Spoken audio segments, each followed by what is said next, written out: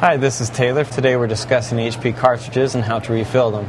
Our subject today is the HP 45 cartridge. The HP 45 cartridge fits about 45 milliliters of ink. To fill it up, first you'll need to remove a black cover exposing this BB. Once seen, you can push the BB into the center of the cartridge. Have no worry, it will not damage anything in the printer. Once you have pushed the BB into the cartridge, you need to inflate the center bladder. To do so, get a syringe without a needle, insert, and push in about 10 milliliters of ink. Some ink may come out of the top of the print head. Don't worry, that is a good sign, as the print head is clean.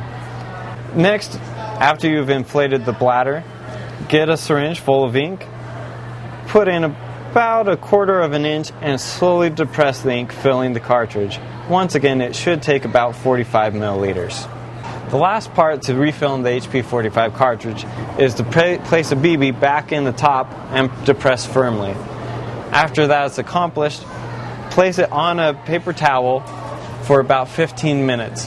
It will leak about 5 milliliters of ink, causing a mess, so please do so in an appropriate location. After about 15 minutes of dripping, it's pressurized and ready to use.